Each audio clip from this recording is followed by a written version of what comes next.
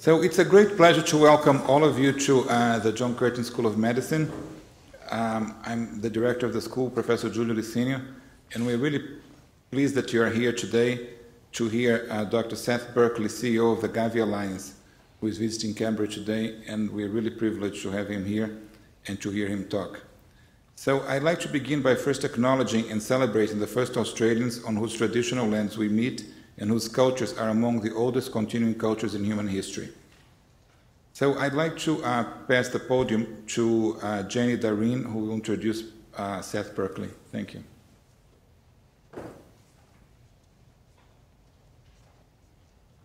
Hello everyone, I'm Jenny Dareen. I'm the Head of Education and Health at AusAid, and it gives me great pleasure to welcome you all and to thank particularly the John Curtin School of Medicine and ANU for hosting this event. It's particularly pleasurable for me because as a young thing with a young husband who was a technician at John Curtin, I spent many evenings and weekends being his assistant technician while he went about his work, not in a building as salubrious as this. As I recall, they were little red brick buildings down near Sullivan's Creek with no aircon, but, you know, it's nice to see John Curtin has come a long way since then. My task here is to formally introduce Seth Berkley, and I wanted to do that first of all by telling you a little bit about why AusAid's involved with the GAVI Alliance. Every year there are about 2 million children who are dying, we think unnecessarily, for want of a vaccine. So they're dying of diseases that are largely preventable. Most of these kids are in poor countries, and a lot of them are in our own region because we are a developed country surrounded by developing countries. Every year about 250,000 women are dying from cervical cancer, a horrible disease that touches many lives, including in Australia. But there's now an Australian produced vaccine that we hope will one day be available to women in developing countries as well, so that many more of these lives can be saved. Often for less than a cup of coffee, these vaccinations can be provided. And that's very good value for money, and it's far, far less than the cost of treating people with advanced disease in a public health system. So it's in all of our interests to do what we can to make these vaccines available to save lives, but also to reduce the burden on the community and make these people more productive. So that's why the Australian government has been such a strong supporter of GAVI. GAVI does a wonderful job in raising the finance, in procuring the vaccines, and in making them available to the poorest of the poor people in countries right around the world, including in our own region. Last year we committed a further $200 million to GAVI over the next 3 years, and that will enable us, with Australia's taxpayers' funds, to prevent the deaths of over 7 million children. So that's something that we can all be very proud of. And of course, Seth is the person who leads GAVI. He joined GAVI last year in August. I first met him in Geneva when he came for his first board meeting as CEO designate. He's a terribly impressive and passionate individual who has and continues to make an enormous contribution in the world of vaccines. He was the founder, president and CEO of the International AIDS Vaccine Initiative for 15 years before he joined GAVI. And at IAVI, he led a global advocacy program to promote vaccines in the media and at forums, including the G8, European Union, and the United Nations. And I wish I had his little black book because it's full of very useful contacts. Prior to IAVI, Seth served as an associate director in the Health Sciences Division at the Rockefeller Foundation. He's worked at a number of leading health organisations and spent time as an epidemiologist in the Ministry of Health in Uganda. He's consulted in more than 25 countries. He's bringing that expertise and experience to bear in GAVI, and I hope that you will look forward as much as I am to hearing his thoughts and about his work in GAVI and in vaccines. Please join me in welcoming Dr. Seth Berkley.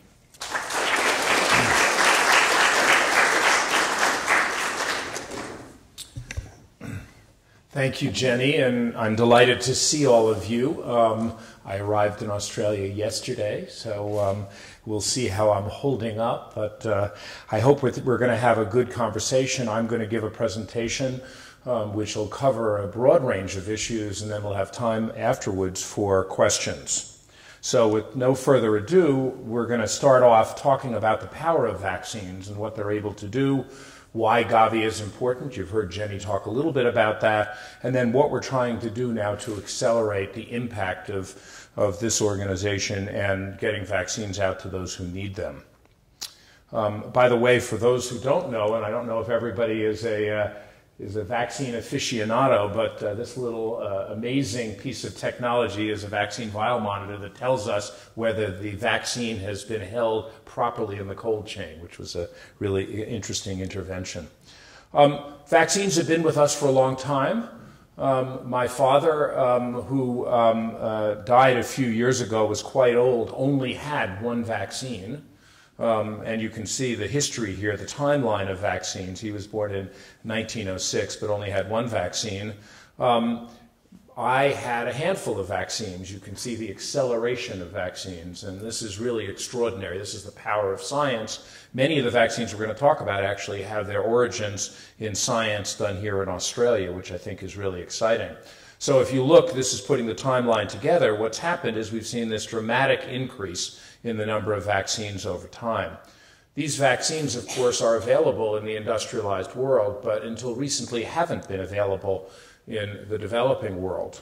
And so if we go back to 1980, when already immunization has started in the developing world, you can see the number of cases that existed of these diseases. And what you can see is in 2010, the last year we have data, we've had a 54% increase in the population, but you can see these dramatic reductions in cases of these diseases across the world. So this is really, unprecedented results in terms of changing disease burdens around the world.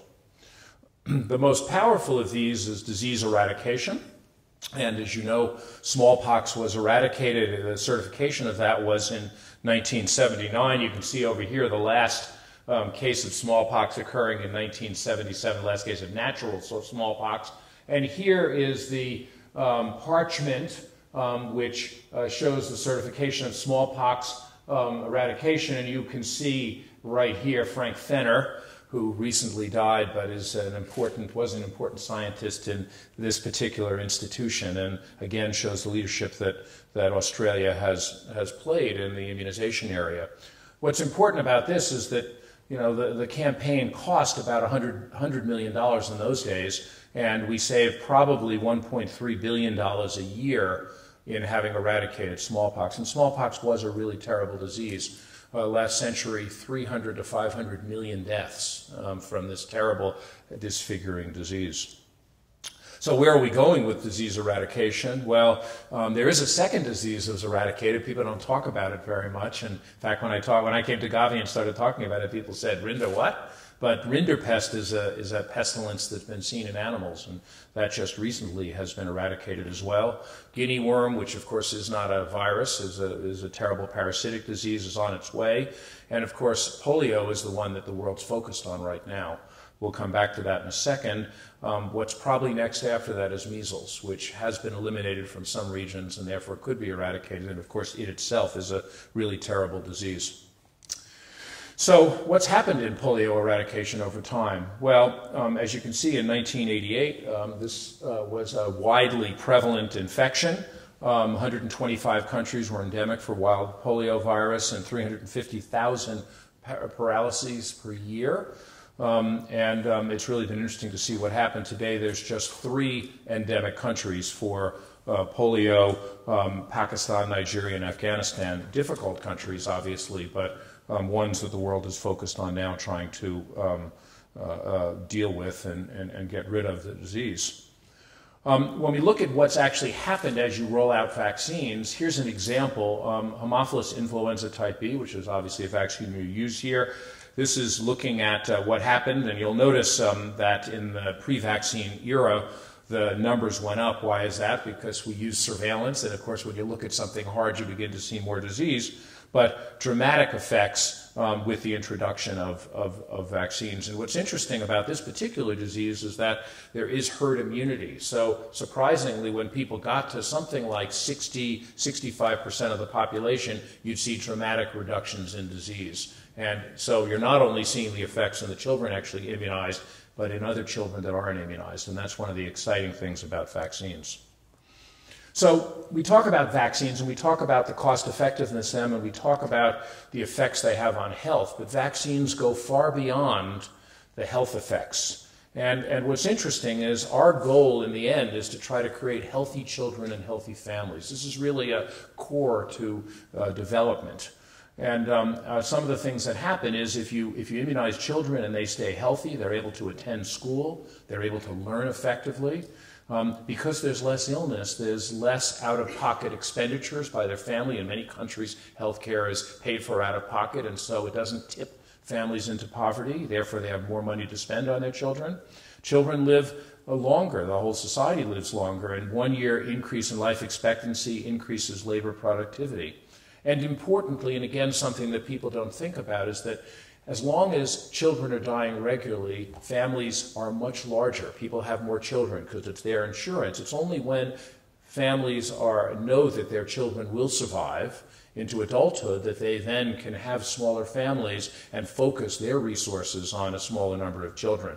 And this of course, has huge effects in terms of the planet and the environment.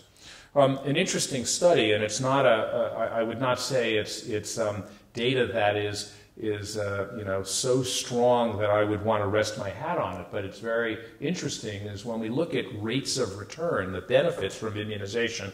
One study done in the Philippines over a long term compared rates of return of 12.4 to 18%, and if you compare that to what schooling looks like, which is what we always think is as the great benefit for children, a primary school 19%, secondary 13%, higher education 11%, so compatible to one of the most important interventions. And lastly, a very interesting study looking at children who were fully immunized versus those who were not at 11 years of age, showing an increase in IQ, language, and math testing. So these are tantalizing results that we hope to look more into to try to understand fully the effect of keeping children healthy. So when we look at the causes of child death across the world, what we're seeing now is that two of the biggest areas that are still remaining are the areas of pneumonia and diarrhea. These are important. Obviously, there are other diseases which we're going to be targeting, but these are particularly important in terms of diseases we can move forward because we now have vaccines for those. So why is GAVI an important instrument? Well, if you think about these vaccines, going back to early in the 1970s, we had a series of vaccines. Immunization rates were quite low. WHO began to try to expand their focus on immunization. There were a series of events that occurred, including a declaration of trying to get to universal childhood immunization. By 1990, after a big push, it was said that 80% of the world's children were immunized. It was probably a little less, probably 75. And there was a launch of a new organization called the Children's Vaccine Initiative. It was kind of a predecessor to GAVI, and then GAVI was later launched in 2000 as a bold new way to try to drive this forward. GAVI's mission is to save children's lives and protect people's health by increasing access to immunization in poor countries. And it's an interesting public-private partnership. And I just want to say something about that because what's interesting about this is sitting around the table are all of the key players, not only the key UN agencies that are involved with this, key governments that are working with us as donors, research and technical health institutions, the Gates Foundation, civil society, vaccine manufacturers from the north and south, countries that are rolling out vaccines, and also a group of independent individuals who are there to kind of focus on GAVI. This is an unusual mechanism and has allowed us to bring the immunization community together to try to focus on the problems that are out there. 4 major strategic goals for GAVI. The first is to accelerate the uptake and use of new and underused vaccines, contributing to strengthening the capacity of integrated health systems to deliver immunization. This is critical because it's one thing to have the vaccines, you have to make sure they get out to people and that it's built into the health system so that it's sustainable. Increasing the predictability of global financing and the sustainability of national financing, and finally to shape vaccine markets, and we'll talk about each of these 4 going forward. So it's been a very exciting partnership. So in its first decade, it immunized over 300 million children, contributed to preventing more than 5.5 million future deaths, accelerated vaccine introductions in over 70 countries, strengthened systems, and helped to move the market forward. And you can see here the initial effects. The largest amount of reduction in deaths was hepatitis B from liver cancer, but as you'll see, this changed over time with new vaccines. It's important that we tend to measure deaths. That's tend to be the way we think. Now, of course, deaths are pretty black and white. You're alive or dead, and you can measure that. But what's important is that we're really interested in healthy children and healthy families. So it's not just about death, it's about disability. So if you think about something like polio, very low death rate from polio, but a very large disability burden. And here's some example is now we're beginning to look, we're beginning to look at disability-adjusted life years for these diseases, and I've just highlighted something like hepatitis B. It's much bigger in terms of the future deaths averted than it is to the disability-adjusted life years. Part of that is because the fact that it occurs later in life, whereas Haemophilus influenza type B or pneumococcal pneumonias, you see the burden is much higher in disability later on. And so it's important to think about both deaths and disability, and we're going to try to be working on this methodology going forward. When we look at the way the world had approached this up until recently, was that diseases, vaccines would get created, they'd get rolled out in high-income countries in a slow rollout, and you'd see a 10 or 15-year delay before they'd start moving in low-income countries. And because of that, you'd see a big disease burden that wasn't getting taken care of. And obviously not all vaccines were rolled out. And so this is a problem. What we've tried to do is change this equity that's existed. And so here's an example, hepatitis B, which in 2000, this is looking at high-income countries, covered a reasonable number of countries. And by the way, hepatitis B vaccine, a lot of the work for that has gone on in Australia early on. And you can see that after a decade, a better coverage rate. But what's interesting is if you look at hepatitis B in low-income countries, very low coverage rate as we talked about, and you can see what's happened by 2010 as a result of the work of GAVI, that actually you exceed coverage in the high-income countries. And so this is a dramatic effect that shows what can be done with this type of effort. I mentioned health systems, and this is critical.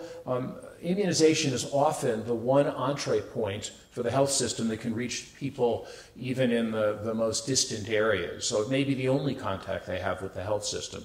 And that's important because what we have to make sure of is that we not only deliver immunization, but that we try to use that system to deliver other interventions, which may be important in that community, whether it be work on HIV, whether it be work on malaria, other diseases. And so here's an example of an immunization clinic that's held under a tree. I was in Mozambique last week and actually saw exactly this type of process going on. And so the health system work that GAVI does is trying to make sure that the work we do on vaccination is embedded in the government priority and is working with the other programs that exist, which is an important priority. Now, when we think about vaccine availability, the major thing people focus on is always the price. And that is important. But at the end of the day, there's a three-legged stool that we're working with. The external resources that come from our supporters, the price of the vaccine, because obviously lower price, these resources go further, but also what the countries are doing. And all three of these are important, particularly for sustainability. So GAVI has a market shaping effort that is really looking at how we can affect prices of vaccine over time. And these are some of the examples of the dramatic reductions that we've seen. For example, in the pneumococcal vaccine, we've seen a 97% price reduction from what is available on, for example, the U.S. public market. And these aren't necessarily good enough. We're often criticized with, gee, these vaccines are still too expensive, and we're going to keep working on that. The way one works on that is not only by working with the companies as these products mature, but also by creating competition. And what you see over here is when you've got one supplier, there's very little incentive for the price to change. As soon as competition begins to come in, and here you're seeing emerging market suppliers come in, this drives the price down. What these little X's are, though, are a note of caution. These are suppliers that have been in the marketplace with a pre-qualified vaccine. That's a certified vaccine by WHO for its quality, that later on have had quality problems and have had to withdraw their product. So one of our challenges is to create a healthy vaccine market. It means a low price, but also a stable supply, so we don't, in the middle of immunizing children, all of a sudden have to stop because we don't have vaccines, and also that we're always assured that the quality is good enough, because that's absolutely critical, obviously, going forward for confidence in the immunization system. We have a co-financing policy, and this is very important for sustainability. So what we basically say to the countries is, if you're poor, you only have to pay a very small amount, but you have to pay something. As the countries get wealthier, they have increase in their co-payments with the idea that when they graduate, then they have to be able to carry the full cost of their vaccines.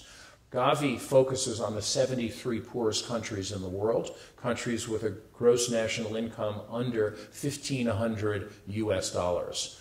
So as countries move up towards that level, they're able to afford more. And this is a complicated slide. You don't have to look at the whole slide, but if you just look out here, this is looking at the low-income countries, the intermediate and graduating countries. So a graduating country, to afford all of the vaccines that are out there, would have to use 0.6% of their national health budget to pay for these vaccines. You could see if we asked the low-income countries to do it, it would be a much higher percentage and perhaps an unsustainable amount. But we believe that this number is an amount that any country can afford to pay. The challenge is getting the political will to have it in their books. And so we're working very hard to make sure there's a line item for vaccines in ministries of finance and that they're engaged in this. And, the places we're going to have problems as countries graduate are going to be the countries that have adequate finance but aren't focused on using that finance for their social sectors.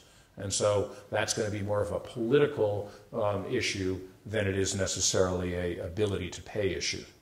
So where are we in the world? Well, you can see that we're actually doing a pretty good job. I won't say a great job because there's still a lot of non-immunized children with the basic vaccines. But as you can see, as you move down to pneumococcal and rotavirus vaccines, which diarrhea and pneumonia are the two largest killers of children in the developing world, the numbers aren't so good. These are relatively new vaccines, and it's time now to get them out. So if we look at where the world is, there are today 19 million unimmunized children. And you can see that, in fact, in India is the largest number of unimmunized children by a large stretch. And it's interesting because India produces 2/3 of the world's vaccines that are used in the developing world. So this is an issue more of political issues than it necessarily is finance. So the strategy in a place like India is very different than in some other countries where it's really about finance and getting vaccines to them. So now let me move into kind of where we're going. It's interesting because immunization, which had not had the type of priority I think it needed, really got a boost when we had a replenishment conference last June. And you see here numbers of leaders: David Cameron from the UK, Jan Stoltenberg, Ellen Sirleaf-Johnson from Liberia, Bill Gates, Andrew Mitchell from the UK.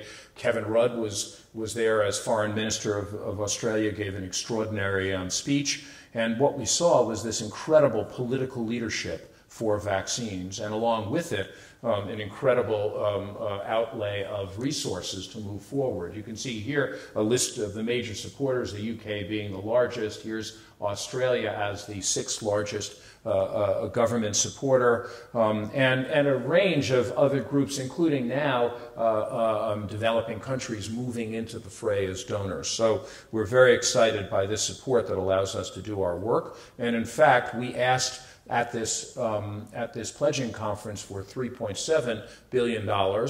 We ended up receiving 4.3, so we actually received more than we asked for. What was extraordinary, though, is with the political lift, with the attention, the demand from countries went up even more. So we ended up with more demand than we had an increase in resources, which we consider to be a good thing.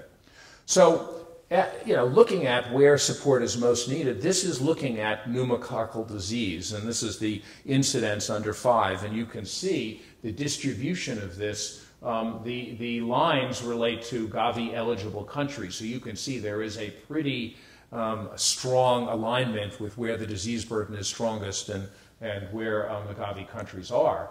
And it's interesting because not only does pneumococcal vaccine benefit children as the largest killer of them, but it also turns out that where there's a coexistence with that with HIV, pneumococcal vaccine is particularly important. So this PCV7 was an earlier version of pneumococcal vaccine which prevented 3 of 4 cases of pneumococcal disease in HIV-infected adults, but also that if you look at children, children have about a 40 times greater risk of invasive pneumococcal disease than uninfected. So as you can imagine, and if we go back and look at this distribution, particularly here in Southern Africa, this is a really big issue.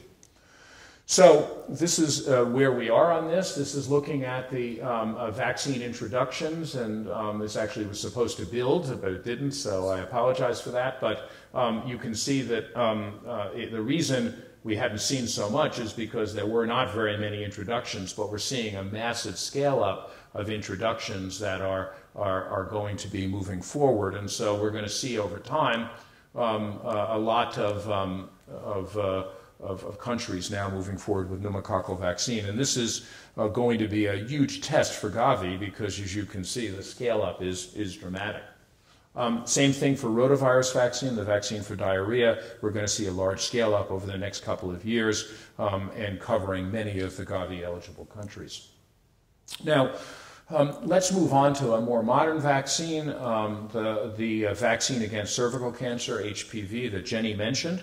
And this is interesting. So this is looking at, in July 2001, the world and who's using HPV vaccines. And it's interesting, Ian Fraser, who's an Australian developer of this vaccine, you ask him, he said, I developed this vaccine because I wanted to get it to people who really needed it in the developing world.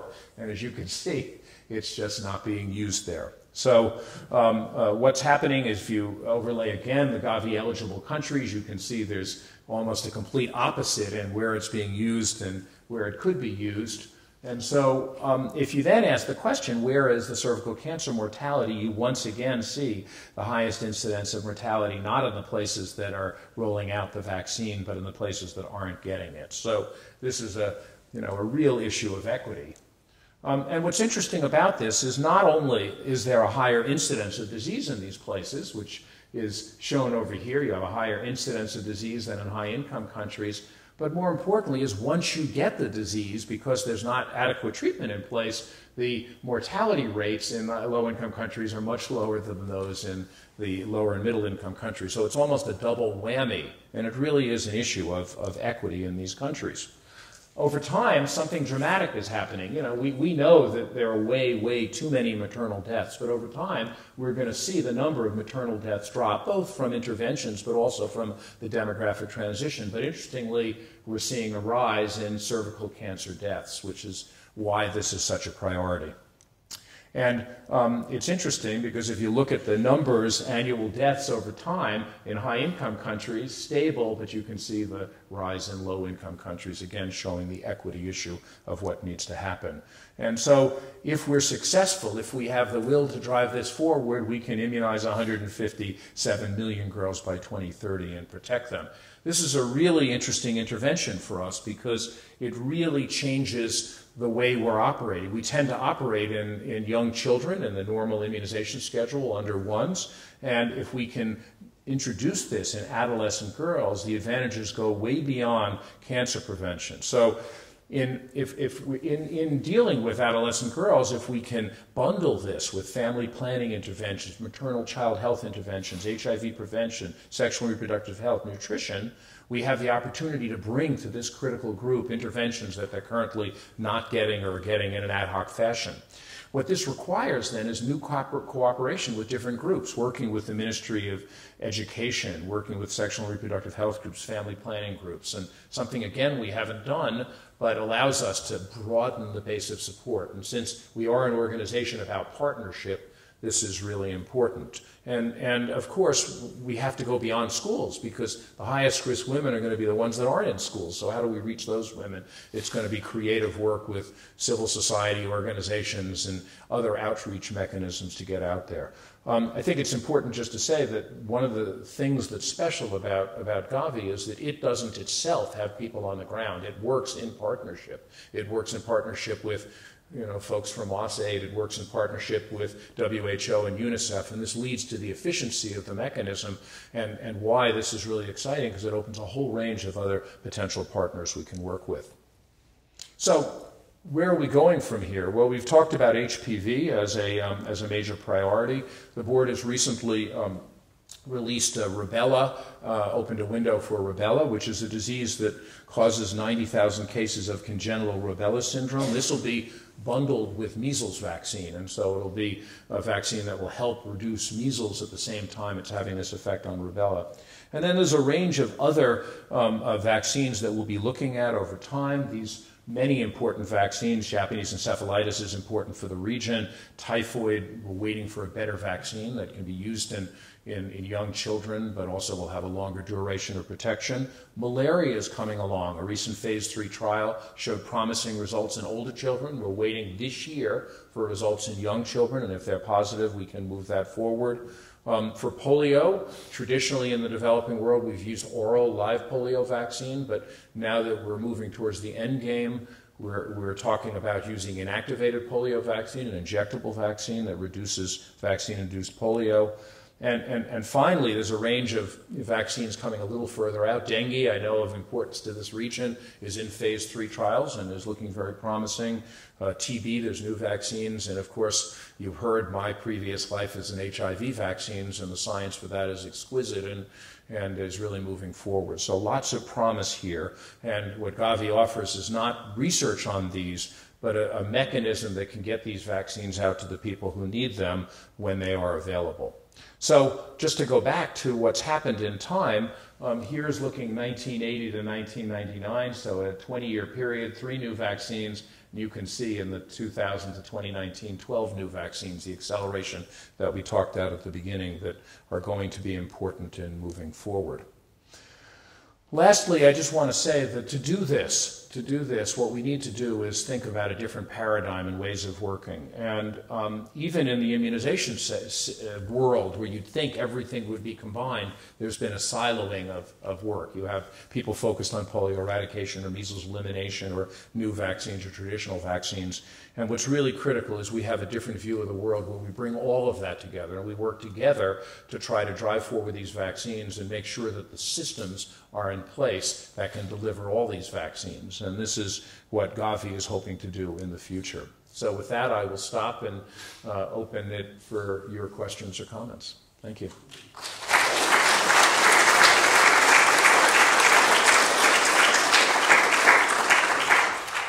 I think there are mics that are able to roam.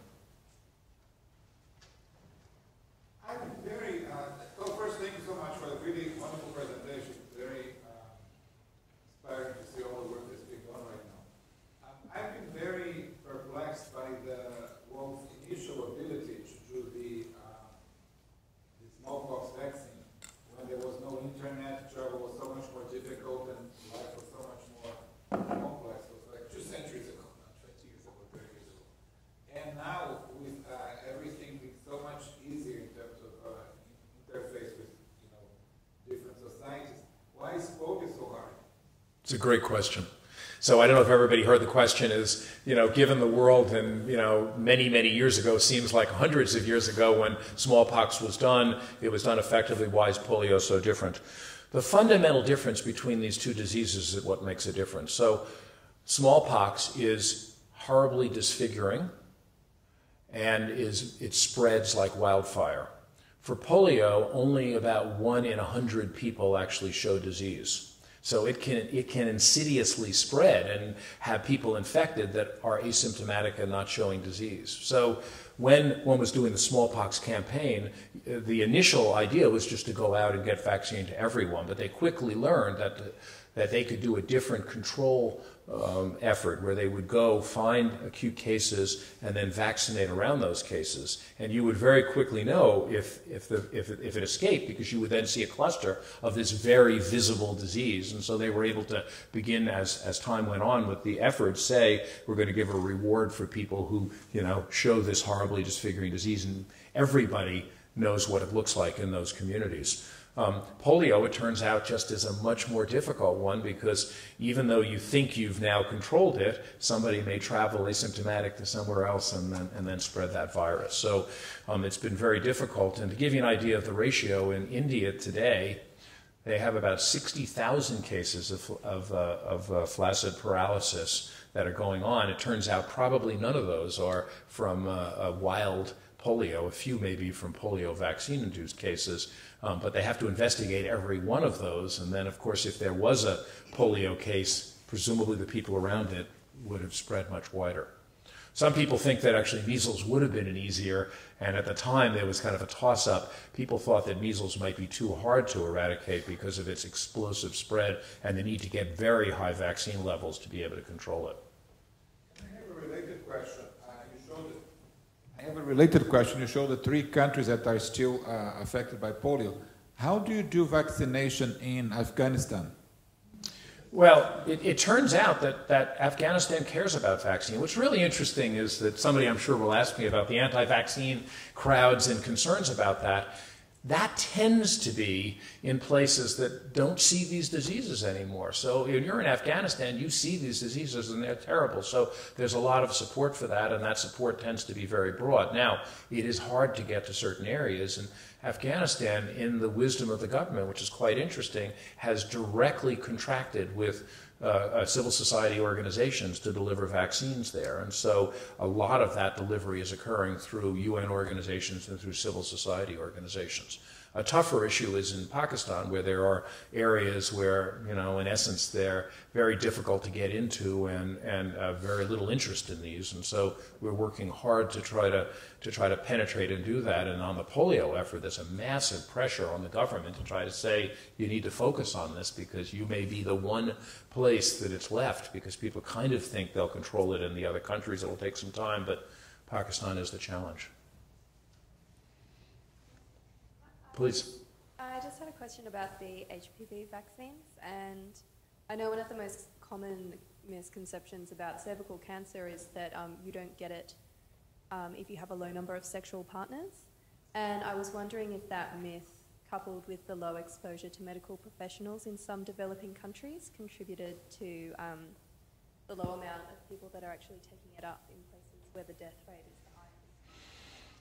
Well, the vaccine hasn't been available, and one of the reasons has been the price. The vaccine came into the market at a very, very high price, and it's only recently we've gotten the type of price reductions that have made it cost-effective for these countries. In fact, we opened a window in the December board meeting. The board said to me as the CEO, I need to do 2 things before we will officially open the window. So the official window opening is supposed to happen at the end of this month.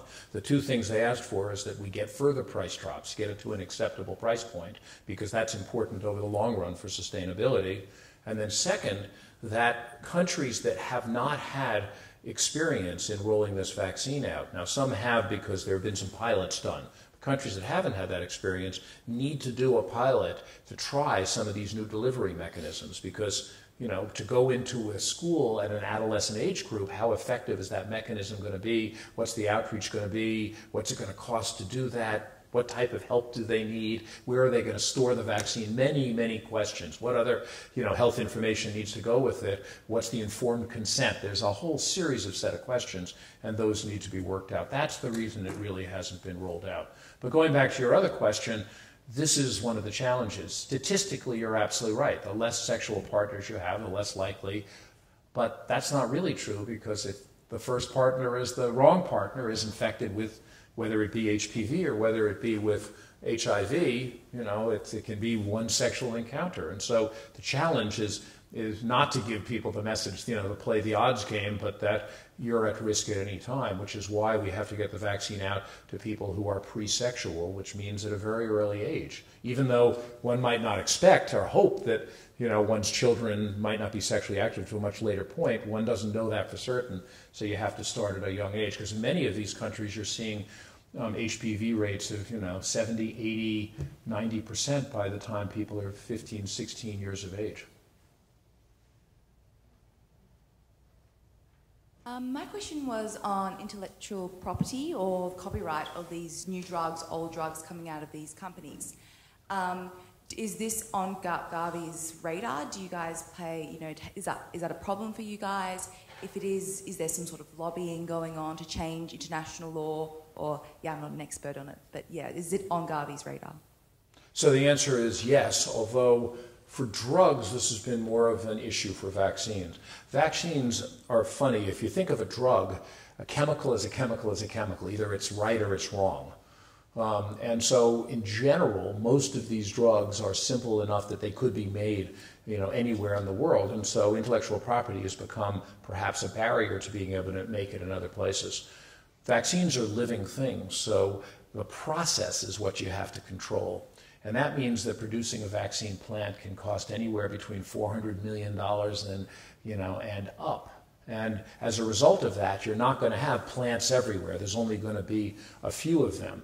And so intellectual property has been less of an issue. In fact, the bigger problem on vaccines is something called know-how. It's kind of the cook's recipe. How do you actually make these products? And so initially what we saw were a few places. And of course, with only a few suppliers close to a monopoly, it's much harder to influence them. Now we're beginning to see an opening up of that. So companies are licensing their technologies to manufacturers in the South. New efforts are being made to produce vaccines. And the whole issue of using intellectual property, it's interesting. So the Australian founders of HPV, the people who originally discovered here, have waived their intellectual property rights for the developing world. So I think it's a more complicated issue. I would say it's not a major problem for what we're talking about. There's some questions back there as well. Hi. Hi. My question was in regarding to, you mentioned that GAVI is an alliance between sort of public and private sectors. I was wondering how your alliance between sort of philanthropic sectors, government sectors, and vaccine development and private sectors, how each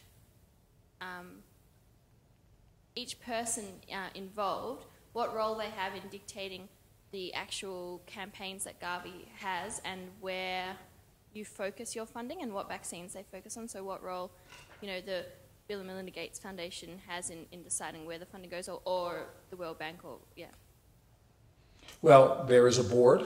And that board, I showed you the board structure. It's an unusual board. There are 28 board members. There are also alternate board members, and there are constituencies, because particularly for the donor countries, but also for the recipient countries, there's not enough seats for everybody, so they work as a constituent. So there are a lot of voices that come to the table. And so decision-making process is perhaps a little slower than one would see in a private country, but the advantage of doing it that way is what you do is you align groups in this. And so when we began to think about HPV as a vaccine, there were some people who said, you know what, we shouldn't do that. Not because it's not important, but because we have to do pneumo and rota. Others said, we're worried about the politics of this in our own countries. Others said, sex, we don't want to talk about that. But with discussions, with work, the consensus came up that yes, we should do this, yes, we must do this. And I must say Australia was important in that conversation. And so we moved the whole agenda, and you bring along the partners with it. And so then the question is, okay, we're going to do HPV. Well, what can UNICEF do for HPV? What can WHO do? What can the Gates Foundation do? How do we work with the manufacturers? Is this something, the developing country manufacturers are interested in, et cetera, et cetera? And that's how the process goes. Now, we don't force vaccines on anyone. So what we do is when we open a window, any of the 73 countries can apply. Now, there are some requirements. For HPV, we've talked about these requirements and showing that they can get out to this group. But for other vaccines, it may be a requirement that they have to have had a high enough coverage previously to show they can, move vaccines forward. So there's a set of processes, and they have to put an application, and they have to show they have the capacity to roll it out, that they've got cold chain. Vaccines need to be stored in a refrigerator, like I showed you at the beginning, that monitor. They have to say, all right, if we're going to roll out a new vaccine, we have to have enough space to keep it cold for the volume that we're rolling out, and that they have enough outreach clinics to get it out, et cetera, et cetera. And that process moves forward working with the partners.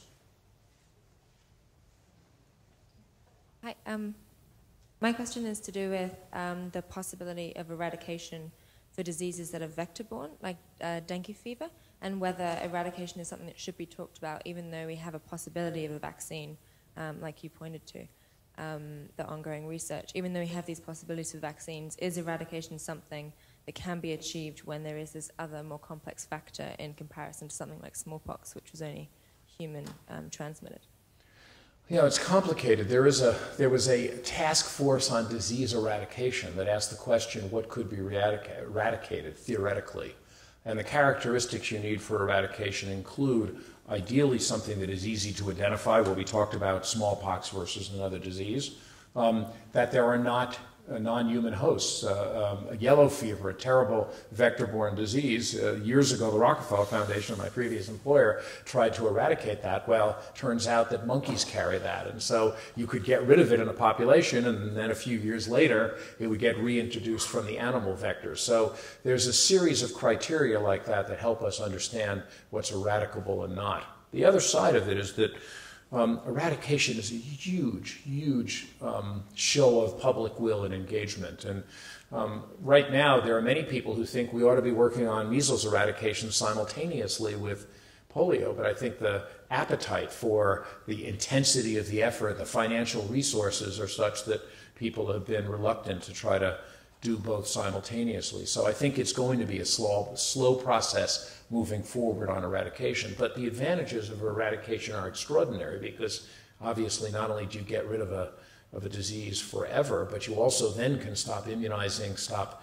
diagnosing, and those have huge cost effects as well. So I think when history books are written, I think one of the great accomplishments will be the eradication of smallpox and hopefully the eradication of polio, and hopefully people will have that perspective and keep moving forward, although some diseases will never be eradicable. For example, tetanus, a very common disease, the bacteria lives in the soil, so you'll have to immunize people forever because you're never going to be able to get rid of the organism that causes it.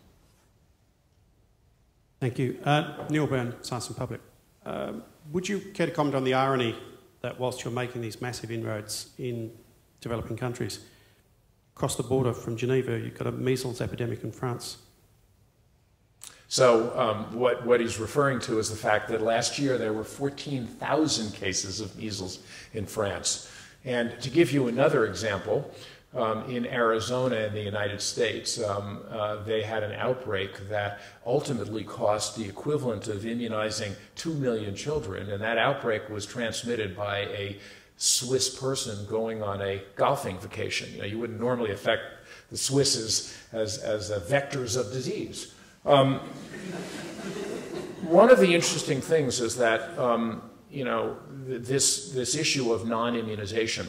If 100% of people are immunized, it is rational for a mother or a father to say, I don't want to immunize my child because, there are potentially very rare but potential side effects with these vaccines. So 100% of people are immunized, there's no disease, I don't have to get my child immunized. And people use that assumption because they say, look at what's going on. I don't see these diseases anymore. My wife's a physician was a physician in an academic teaching hospital in New York City, one of the biggest hospitals in the world. She's never seen a case of tetanus. She's never seen a case of measles.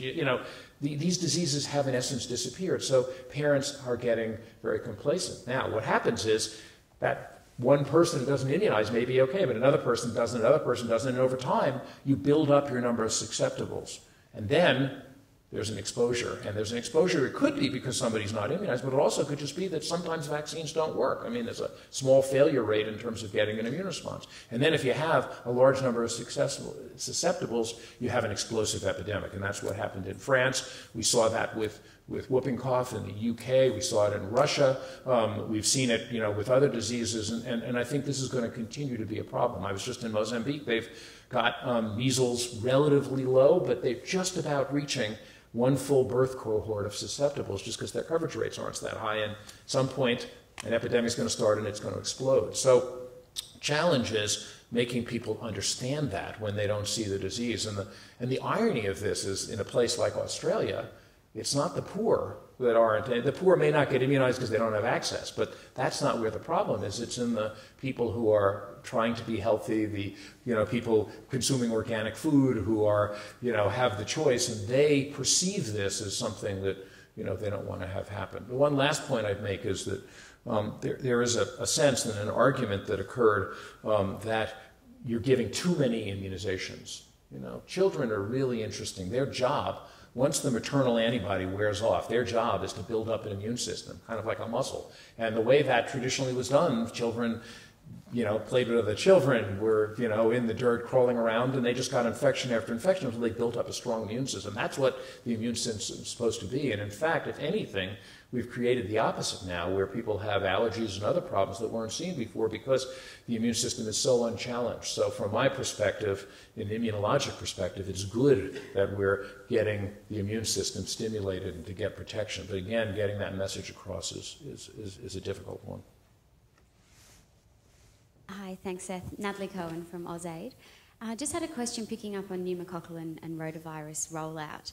Obviously we know large killers of children, but then we saw the map of the world where GAVI programs are rolling those two vaccines out.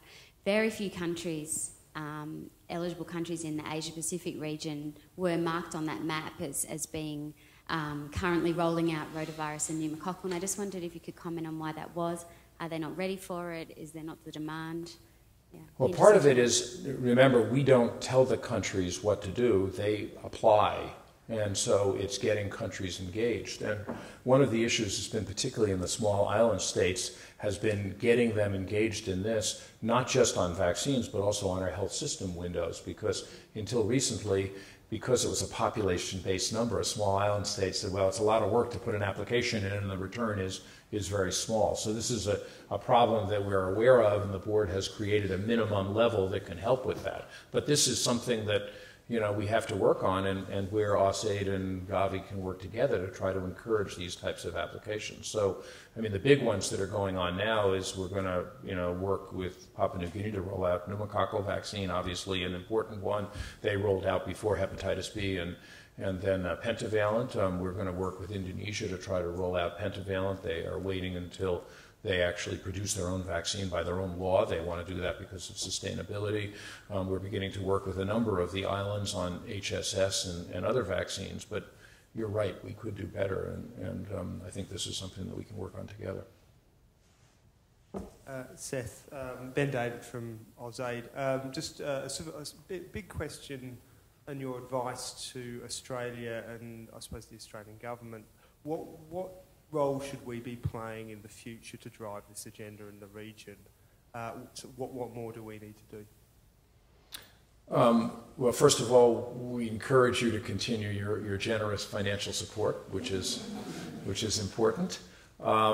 Secondly, I want to encourage, particularly standing here in this podium, the continuing power of the research community here and the work that's been done to bring science. Third, this political will question is absolutely critical. If you're rational and you're a minister of health, you're a minister of finance, you will invest in immunizing your children as a first priority because, of all the interventions, it's the most cost effective, it's the most equitable, it's also the most gender balanced, and in experience over time. So there's lots of reasons why to do it. But a minister of finance doesn't necessarily think like that, and even a minister of health, the demand from the population is for treatment. That's always the way it is. Prevention is undervalued, treatment is overvalued. So how we get those conversations going, how we get people to think about this from a policy point of view is going to be absolutely critical. So one of the things we're working on with the World Bank, with the African Development Bank, is on these sustainability issues is how we get ministers of finance to have these conversations. We're going to be meeting in October in Tokyo with ministers of finance. We'd love to have an Australian Minister of Finance there making that case because of the immunization rates you've done. But the more we can get that type of peer-to-peer engagement, the more we can get these discussions out in the open and hopefully over time create the type of political environment that will allow us to be successful in driving this forward. I hope mine are the last questions. I'm not sure. I have two quick questions.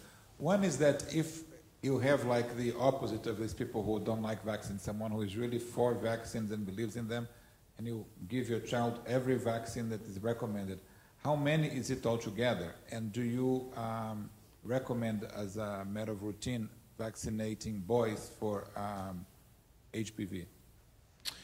So the second question first, HPV in places like the United States are now being recommended for boys. Here I understand that it's working its way through the system and eventually it will be recommended. In GAVI, we're not looking at it for boys, partially because we think girls are a priority given the burden of disease and the cost effectiveness numbers now. But hopefully with vaccine prices coming down over time, that decision might change. And boys both have a reason to get it for themselves because they have a venereal transmission of warts. There are other rarer cancers, that including penile cancer, anal cancer, et cetera, that are caused by this. Actually head and neck cancer, it turns out. But also that if you're trying to block transmission, it's helpful to try to reduce disease burden. So I think that's important. In terms of numbers of vaccines, it depends on the country. Some countries still, only have 6 or 7 vaccines. Some are up into the, 15 range. And so it depends on the country, and what the local disease distribution is will depend on what vaccines they have and when they give them. And that's important because, for example, in the West, we often give measles vaccine at a later time. It gets a better take then. In the developing world, if you wait for a long time, then the kids will get measles. On the other hand, if you give it too early, a number of children won't have a take because they'll still have maternal antibodies. So trying to figure out that sweet spot is very difficult. And one of the things we've been encouraging and GAVI is rolling out is a measles second dose, so that if children in the developing world were given it too early, they will have a second opportunity to get a boosting of their coverage level so that we kind of get the type of protection we need. So if there are no further questions, thank you very much, and we really appreciate having you here today. Thank you.